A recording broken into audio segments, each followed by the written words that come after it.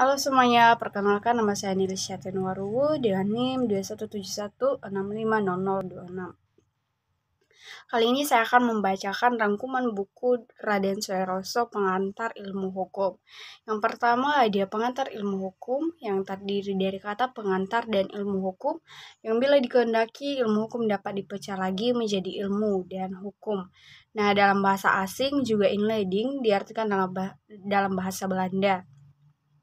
Dan introduction dalam bahasa Inggris yang berarti memperkenalkan. Nah, dalam hal ini yang diperkenalkan ialah ilmu hukum yang bertitik tolak dari pengantar ilmu. Pengantar inilah yang merupakan basis mata pelajaran dasar yang tidak boleh ditinggalkan oleh mereka yang ingin mempelajari masalah dan cabang-cabang ilmu hukum. Selanjutnya ada pengertian dari segi ilmu hukum. Yang pertama ada cross. Dia memberikan definisi hukum adalah pengetahuan yang mempelajari hukum dalam segala bentuk dan manifestasinya. Yang kedua ada jurisprudence. Yang dia kemukakan ialah ilmu hukum yang dikenal dengan nama jus atau juri, yang artinya hukum atau hak prudens, yang berarti melihat ke depan untuk mempunyai keahlian dan berarti. Yang ketiga ada Kurjon yang dia mengemukakan bahwa ilmu hukum adalah suatu ilmu pengetahuan yang mencakup dan membicarakan segala hal yang berhubungan dengan hukum menurut Satjiyoto Raharjo tahun 1982, dalam bahasa Inggris disebut jurisprudence. Nah, ilmu hukum tidak hanya membicarakan mengenai peraturan perundang-undangan, tetapi juga filsafatnya, perkembangannya, dan masa lalu sampai sekarang, atau lebih singkatnya sejarah, yang dimana ilmu hukum tidak mempersoalkan suatu tatanan negara, tetapi bagaimana ia mengatur. Dengan demikianlah adalah hukum adalah suatu fenomena dalam kehidupan manusia yang bisa diatur di mana saja dan kapan saja. Dengan demikian, hukum dapat dilihat sebagai fenomena yang universal dan bukan lagi lokal, tetapi lebih luas cakupannya dan regional. Selanjutnya ada pengertian. Di sini ada sejarah hukum. Sejarah hukum adalah salah satu bidang studi hukum yang mempelajari perkembangan dan asal-usul sistem hukum dalam masyarakat tertentu dan memperbandingkannya antara hukum yang berbeda karena dibatasi oleh perbedaan waktu. Yang kedua ada peranan dan fungsi sejarah hukum.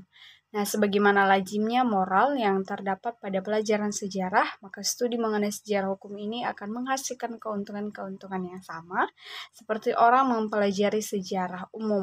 Salah satu keuntungan tersebut adalah bahwa pengetahuan kita mengenai suatu sistem atau lembaga atau pengaturan hukum tertentu menjadi lebih mendalam dan diperkaya.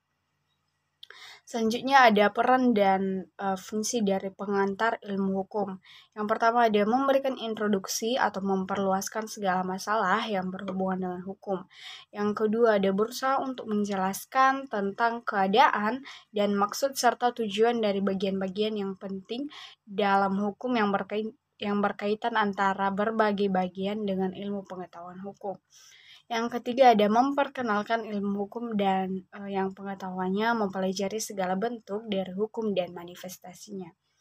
Selanjutnya bukti-bukti bahwa pengantar ilmu hukum mempunyai fungsi dan perannya. Yang pertama dari segi sejarahnya, pengantar ilmu hukum diajarkan di perguruan tinggi di negara Belanda pada tahun 1920 di berbagai negara. Di Jerman, pengantar ilmu hukum diajarkan sebagai Einführung, masukan pengantar ilmu hukum di perguruan tinggi hukum dan istilah Inleiding zur der Rechtswissenschaft sebagai Inde Rechtswissenschaft atau undang-undang di pengganti dari Encyclopädie der Rechtswissenschaft.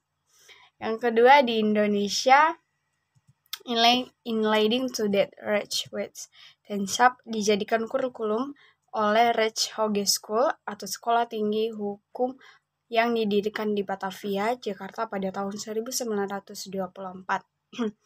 Selanjutnya yang ketiga, pada waktu Universitas Gadjah Mada berdiri pada tanggal 3 Maret 1946, untuk pertama kalinya dipergunakan istilah pengantar ilmu hukum yang merupakan terjemahan dari Inlaid to that Rechtswissenschaft dan sampai sekarang dijadikan mata kuliah dasar di semua perguruan tinggi. Yang keempat, adanya surat keputusan Menteri Pendidikan tanggal 30 Desember 1973 nomor 0198/U/1973 yang intinya menyebutkan bahwa di tingkat permulaan Fakultas Hukum Negeri maupun swasta, mata kuliah pengantar ilmu hukum ini harus dicantumkan dalam kurikulumnya sebagai salah satu mata kuliah yang berlangsung berhubungan dengan ilmu hukum. Selanjutnya yang terakhir, nomor 5, menurut keputusan Kopertis atau Koordinator Perguruan Tinggi Swasta, pengantar ilmu hukum merupakan mata kuliah ujian negara dalam rangka sistem kredit semester atau SKS. Mata kuliah pengantar ilmu hukum bobot SKS-nya 4 SKS lebih besar dari cabang ilmu lainnya. Selanjutnya, terbentuknya hukum. Terbentuknya hukum itu dimulai dari kebiasaan yang mudah dirasakan sebagai kewajiban untuk bersikap tindak yang demikian itu, dan kemudian mendapat sanksi apabila tidak melaksanakan apa yang telah ditentukan oleh kebiasaan tersebut. Dalam kaidah hukum ini dinamakan suatu hukum kebiasaan yang akhirnya merupakan hukum bagi masyarakat. Bila kebiasaan tersebut menjadi tradisi yang turun-temurun dan akhirnya menjadi adat, dan bila dalam adat ini dijatuhkan sanksi apabila dilanggar, maka lahirialah hukum adat. Dan versi yang lebih khas, hukum di Indonesia tumbuh dari kebiasaan dalam masyarakat yang dikenal sebagai hukum adat. Namun hukum ini terbatas pada hukum perdata khususnya bagi golongan warga negara asli atau bumi putra. Selanjutnya ada fungsi hukum, yaitu yang pertama sebagai alat pengatur tata tertib hubungan masyarakat, yang kedua sebagai sarana untuk mewujudkan keadilan sosial lahir batin, yang ketiga ada sebagai penggerak pembangunan, yang keempat ada fungsi kritis hukum. Selanjutnya ada tujuan hukum. Di sini ada dua pendapat para ahli. Yang pertama Dr. Wirjono Projodikoro, sarjana hukum. Dia mengemukakan bahwa dalam bukunya Perbuatan Melanggar Hukum menyatakan bahwa tujuan hukum adalah mengadakan keselamatan, kebahagiaan, dan tata tertib masyarakat. Yang kedua ada Profesor Subekti, sarjana hukum. Dalam bukunya juga Dasar-Dasar Hukum dan Pengadilan, Profesor Subekti SH mengemukakan bahwa hukum itu mengabdi pada tujuan negara yang intinya ialah mendatangkan kemakmuran dan kebahagiaan rakyatnya. Selanjutnya di sini ada arti tentang sumber hukum. Nah, sumber hukum adalah segala sesuatu yang menimbulkan aturan-aturan yang mengikat dan memaksa, sehingga apabila aturan-aturan itu dilanggar akan menimbulkan sanksi yang tegas dan nyata bagi pelanggarnya. Selanjutnya ada di sini pendapat berbagai pakar hukum. Yang pertama ada Algra. Yang bagian A, sumber materi, yang berarti dari mana tempat materi yang nantinya akan dijadikan hukum tersebut diambil. Sumber hukum akan membantu pembentukan hukum yang meliputi hubungan sosial, kekuatan politik, situasi sosial, ekonomi, budaya, serta agama, dan sebagainya. Yang kedua ada sumber hukum formil, berarti dari mana asal muasal kekuatan peraturan tersebut didapat. Hal ini berkaitan dengan penyebab peraturan hukum itu formal, misalnya undang-undang, perjanjian antar negara, jurisprudensi, dan kebiasaan. Selanjutnya sumber hukum normal. Yang pertama ada sumber hukum normal yang langsung atas pengakuan undang-undang, yaitu undang-undang, perjanjian antara negara, dan kebiasaan. Yang kedua ada sumber hukum normal yang tidak langsung atas pengakuan undang-undang, yaitu perjanjian, doktrin, dan jurisprudensi. Selanjutnya ada sumber hukum abnormal, yaitu yang pertama ada proklamasi, yang kedua revolusi, yang ketiga Code Act. Selanjutnya ada kaidah hukum dan kaidah sosial. Di sini manusia merupakan makhluk sosial, dan sebagai makhluk sosial manusia selalu ingin hidup berkelompok atau hidup bermasyarakat. Keinginan itu karena adanya yang pertama hasrat untuk memenuhi makan dan minum atau untuk memenuhi kebutuhan ekonomi. Yang kedua hasrat untuk membela diri. Yang ketiga hasrat untuk mengadakan keturunan. Nah, dalam tujuan hidup manusia untuk bermasyarakat itu merupakan memenuhi kebutuhan. Karena dari itu untuk menciptakan keteraturan masyarakat dibutuhkan kontak dalam rangka mencapai tujuan dan melindungi kepentingan sosial. Nah, di sini ada kaidah susila, yang dimana kaidah susila adalah kaidah yang paling tua dan paling asli yang terdapat dalam sanubari hati manusia sendiri, karena manusia makhluk yang bermoral.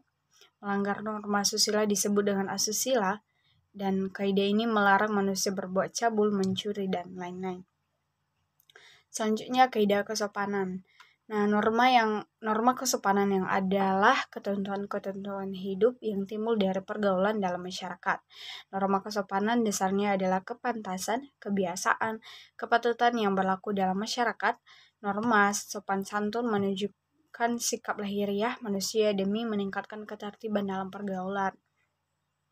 Pelanggaran norma ini pun menimbulkan celaan bagi sesamanya, baik berbentuk celaan kata-kata maupun kebencian. Selanjutnya ada kaidah agama atau kaidah kepercayaan. Nah, norma agama berpangkal pada kepercayaan pada Tuhan Yang Maha Esa. Norma agama dianggap sebagai ketentuan dari Tuhan. Norma ini pun merupakan ketentuan hidup manusia ke arah yang lebih baik dan benar. Selanjutnya ada kaidah hukum yang di sini jelaskan norma hukum mempunyai sikap memaksa untuk melindungi kepentingan manusia dalam pergaulan hidupnya di masyarakat. Salah satu sifatnya yaitu yang pertama, adanya sanksi dari penguasa yang bertugas mempertegak dan membina tata tertib masyarakat perantara alat-alatnya. Selanjutnya ada hubungan antara kaidah hukum dengan kaidah lainnya. Yang pertama, hubungan positif, yakni hubungan yang saling memperkuat. Di sini ada bagian A, hubungan antara kaidah hukum dengan kaidah agama.